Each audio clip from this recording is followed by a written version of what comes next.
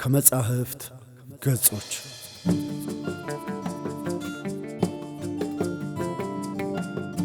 ሰላም ክቡራትና ክቡራን ውድ ኢትዮጵያውያን አድማጮቻችን፣ እነሆ ከመጻሕፍት ገጾች የተሰኘው ፕሮግራማችን ጀምሯል። በዚህ ፕሮግራማችን የተለያዩ ዕውቅ ደራሲያን የጻፏቸውን የግጥም፣ የልቦለድ እንዲሁም የወግ ማስታወሻዎችን ይዘንላችሁ እንቀርባለን። ቻናላችንን ሰብስክራይብ፣ ላይክ፣ ሼር በማድረግ ቤተሰብ ይሁኑ ስንል በአክብሮት እንጠይቃለን። ከመጻሕፍት ገጾች ደራሲ አሌክስ አብርሃም፣ ተራኪ ክብሮሚና። የሆነ ጊዜ ጎተራ ኮንዶሚኒየም ስኖር በሬ በቀስታ ተንኳኳ። እንዳጋጣሚ ሆኖ ደግሞ የአስቴርን አልቻልኩትም ወሩን የሚለውን ሙዚቃ በትንሿ ጂቤል ስፒከር ከፍቼ እያዳመጥኩ ነበር። ላጤም አይደለም። በሬን ስከፍት እስካሁን በቁንጅና የሚወዳደራት ያላጋጠመኝ ጠይም ሴት ቆማለች። ዛሬ በህይወት የምታዩኝ ልብ ስለሌለኝ እንጂ ያኔ በልብ ድካም በሞትኩ ነበር። እና በእጇ ቶርታ ኬክ ይዛለች። ፈገግ አለችና ይቅርታ የነ ሰብለ ቤት ነው አይደል አለችኝ። ሰብለ ቤት ስሜ ነው፣ የመዝገብ ስሜ ግን ሰብለ ወንጌል ነው አልኩ በጨዋነት። የዛሬን አድርገውና ያኔ ጨዋ ታዋቂ ነበርኩ። ፈገግ አለች። በፈገግቷ መግነጢሳዊ ወላፈን የያዘችው ኬክ መቅለጥ ጀመረ ብል እሷ አያምነኝም። ሰብለ ከኔ ቀጥሎ የምትኖር መቼለታ ሶስተኛ ልጇን የወለደች ጎረቤቴ ናት። አቤት የሚያውቃት ሰው ብዛቱ! እነዚህ ሁሉ ሰዎች አራስ ሊጠይቁ ነው ግድብ ሊያስመርቁ ያስብላል። ትላንት ራሱ አንድ የትራክተር ጎማ የሚያክል ሰውዬ እንዲሁ ተሳስቶ በሬን አንኳኩቶ ነበር። ምን ያንኳኳል? ብሎኩ እስኪነቃነቅ ገጨው እንጂ ስከፍት ሰላም እንኳን ሳይለኝ ወደ ውስጥ ለማየት እየተንጠራራ እንደ ትራክተር በሚያጓራ ድምፁ ሴት ወለድሽ ወንድ ገንፎስ ተዘጋጅቷል ብሎ ሊወጣብኝ፣ ኧረ ቀስ ሰውዬ ብዬ ገፍትሬ ነው ቤቱን ያሳየሁት። ቁርጥ አባቷን ለማለት ይሄ ሁሉ ችኮላ ደግሞ ገንፎ ይላል እንዴ? ይሄ በሮቶ በርሜል ቢገነፋለት የሚመልሰው አይመስልም። ምን እዚህ በየዓመቱ እየወለዱ ያጨናንቁናል ብዬ ተነጫንጬ ነበር በሬን የዘጋሁት። መለያየት እኔን ጎዳኝ ብቻዬነቱ አትካሪ ያለ አዳምቅም ቤቱ። ዛሬ ግን ሰብልዬ በየ6 ወሩ በወለደች የምታስብል አራስ ጠያቂ በሬ ላይ ከነክንፏ ቆመች።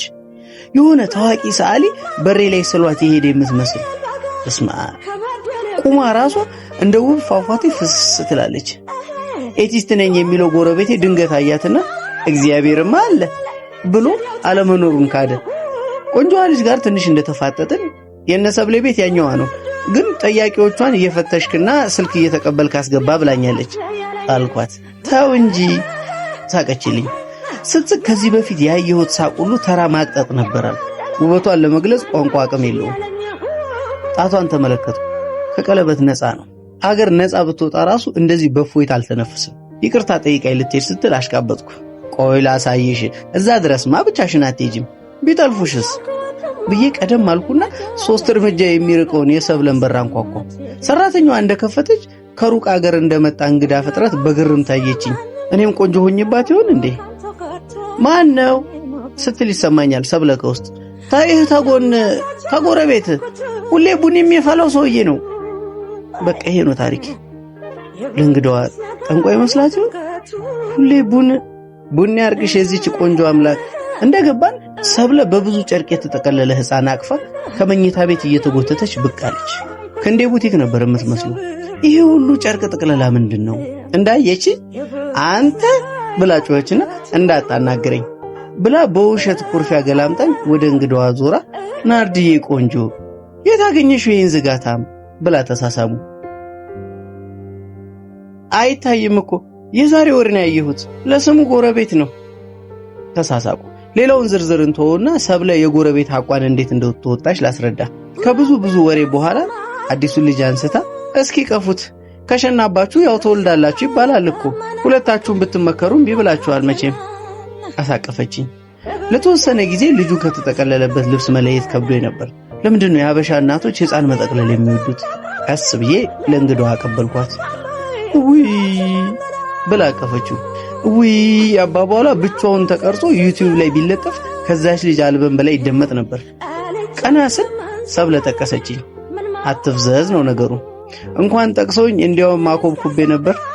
ከዛ ጊዜ በኋላ ቆንጆዋ ናርዲ ወደ ብሎካችን ስትመጣ ቤት ተሳስታ አታውቅም። በትክክል የኔን በር ነበር የምታንኳኳው። አንኳኩ ይከፈትላችኋል፣ ስትገቡ የመኝታ ቤት በር ይጠብቃችኋል ብዬ የበውቄን ግጥም አስተካከልኩታ። በማራ ወጣታ ወከነባሪ ታለው እዛውና ካለው